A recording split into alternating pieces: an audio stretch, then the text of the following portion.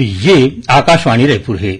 छत्तीसगढ़ी समाचार बुलेटिन के संग धर्मेंद्र दुबे के जय जोहार। आज के प्रमुख समाचार। आज विश्व आदिवासी दिवस के मौका में प्रदेश के जम्मू जिला मुख्यालय मन में चलत है कतकोन कार्यक्रम। मुख्यमंत्री 5,633 ग्राम पंचायत मन ला आदिवासी परब सम्मान निधि के दूसर किस्त करें जारी। 21 दिन तक चलैया राष्ट्रव्यापी मेरी माटी मेरा देश अभियान आज ले शुरू। अभियान में अमृत कलश यात्रा घलो निकाले जाही। और राज्यपाल विश्वभूषण हरिचंदन आज ओपी जिंदल विश्वविद्यालय रायगढ़ के तीसर दीक्षांत समारोह में वर्चुअल रूप ले होइन शामिल। अब समाचार विस्तार ले।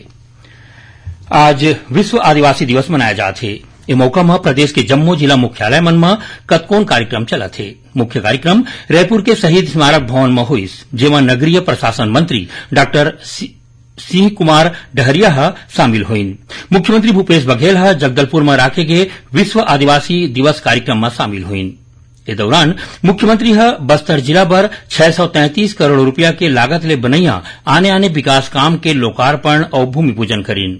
मुख्यमंत्री ए मौका में बस्तर संभाग के जम्मू जिला मुख्यालय मन में बीएड और डीएड कॉलेज शुरू करे के घोषणा के संगे संग शासकीय महाविद्यालय तोकापाल और लोहंडी गुड़ा में छात्रावास बनाए, जगदलपुर के धर्मपुर में पुलिस थाना भवन बनाए, आदिवासी समाज मन के रोजगार बर शासकीय चिकित्सा महाविद्यालय जगदलपुर में इंडोर स्टेडियम के संगे संग कतकोन जगह में रद्दा और पुल पुलिया बनाए के काम शामिल है। इस मौका में मुख्यमंत्री 5,633 ग्राम पंचायत मन ला आदिवासी परब सम्मान निधि के दूसर किस्त के रूप में करीबन 2 करोड़ 81 लाख रुपया ले ज्यादा के राशि जारी करीन। मुख्यमंत्री जगदलपुर के जिला न्यायालय चौक के नाव ला भूमकाल चौक करे के घोषणा करीन। कार्यक्रम के दौरान Oman academy of dance art and literature Badal के स्टूडियो और वेबसाइट के शुभारंभ करीन। संगे संग ओमन बादल के त्रैमासिक पत्रिका कांगेर घाटी के 15 गुफा मन ऊपर आधारित काफी टेबल बुक और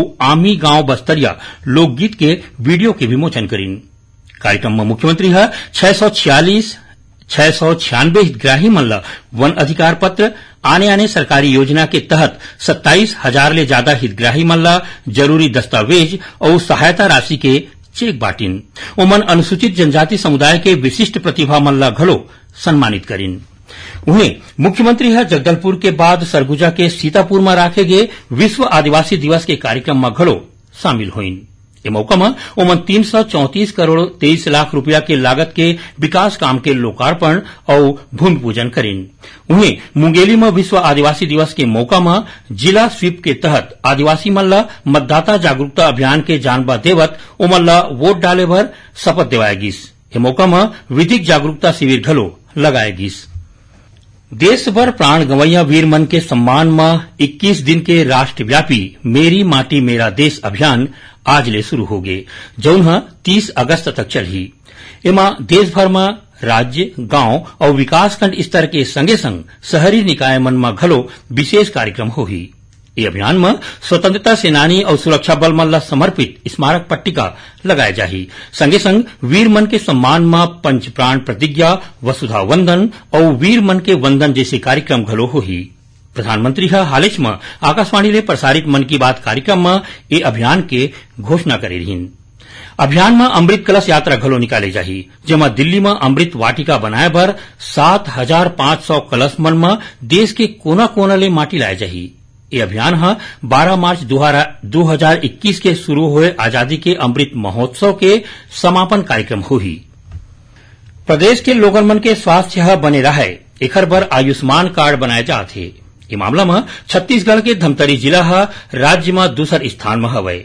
जिला में पाछू 4 और 5 अगस्त के स्कूली छात्रावास, आंगनबाड़ी केंद्र, राशन दुकान के संगे संग आने सार्वजनिक जगह मन में विशेष अभियान चला के 9,700 ले ज्यादा आयुष्मान कार्ड बनाए गिस। जानबा के मुताबिक आयुष्मान कार्ड बनाए बर आधार कार्ड या राशन कार्ड होना जरूरी है। छत्तीसगढ़ी समाचार बुलेटिन आप मन आकाशवाणी रायपुर ले सुनत हो। छत्तीसगढ़ के खबर ले है आपके वास्ता और खबर के विश्वसनीयता ले है हमार वास्ता। आकाशवाणी समाचार रायपुर के प्रादेशिक समाचार बुलेटिन के संगे संग हमार समसामयिक कार्यक्रम आप रेडियो के संग अपन मोबाइल में घलो सुन सकत हो। आकाशवाणी समाचार फेसबुक, ट्विटर और यूट्यूब में घलो हावय। हमार फेसबुक पेज हरे Chhattisgarh news on AIR, Twitter handle CGAIR news और हमारे यूट्यूब चैनल हरे छत्तीसगढ़ AIR न्यूज। तो अब रेडियो के संगे संग आपके मोबाइल के माध्यम ले हम आप तक पहुंचत हन। छत्तीसगढ़ के हर खबर पर सुनत रहो आकाशवाणी समाचार। अब आगू बाढ़बो बाँचे समाचार को थी। बहुजन समाज पार्टी है अवैया विधानसभा चुनाव ला दिखत प्रदेश के 9 विधानसभा सीट पर अपन उम्मीदवार की घोषणा कर दे है। एमा मस्तूरी विधानसभा क्षेत्र ले दाऊराम रत्नाकर, नवागढ़ ले ओम प्रकाश वाजपेयी, जांजगीर चांपा ले राधेश्याम सूर्यवंशी, जयजयपुर ले केशव प्रसाद चंद्रा ला उम्मीदवार बनाए गए है। त उन्हें इंदू बंजारे ला पामगढ़, डॉक्टर विनोद शर्मा ला अकलतरा, श्याम टंडन ला बिलाईगढ़, राम कुमार सूर्यवंशी ला बेलतरा और आनंद तिग्गा ला सामरी विधानसभा क्षेत्र के प्रत्याशी घोषित करे गए है। राज्यपाल विश्वभूषण हरिचंदन आज ओपी जिंदल विश्वविद्यालय रायगढ़ के तीसर दीक्षांत समारोह में वर्चुअल रूप ले शामिल हुईन। ए मौका में ओमन किहिन की डिग्री के संगे संग राष्ट्र निर्माण के दीक्षा लेके छात्र मन नवा भारत और आत्मनिर्भर भारत बनाए में अपन भूमिका निभा सकथे। दीक्षांत समारोह में 22 स्वर्ण, 24 रजत और 22 टन कांस्य पदक के संगे संग 522 छात्र मन ला PhD, स्नातकोत्तर, स्नातक और डिप्लोमा के उपाधि देगिस। इस समारोह में छत्तीसगढ़ विश्वविद्यालय विनियामक आयोग के अध्यक्ष डॉक्टर उमेश कुमार मिश्र, विश्वविद्यालय के कुलाधिपति शालू चिंदन और कुलपति डॉक्टर RD पाटीदार शामिल हुईन। अनुसूचित जाति संशोधन विधेयक 2023 ला विचार और पारित करे बर आज राज्यसभा में पेश करेगी। केंद्रीय सामाजिक न्याय मंत्री डॉक्टर वीरेंद्र कुमार विधेयक ला पेश करीन। ये विधेयक छत्तीसगढ़ में अनुसूचित जाति मन के सूची ला संशोधित करे बर संविधान अनुसूचित जाति आदेश 1950 में संशोधन है। विधेयक ऊपर चर्चा के शुरुआत करत बीजू जनता दल के सुलता देव किहिन कि ओकर पार्टी विश्व आदिवासी दिवस के मौका में पेश करेगे विधेयक के समर्थन करथे। ओमन किहिन कि ये विधेयक में छत्तीसगढ़ के महार और महरा जाति मन ला अनुसूचित जाति के सूची में शामिल करे जाए।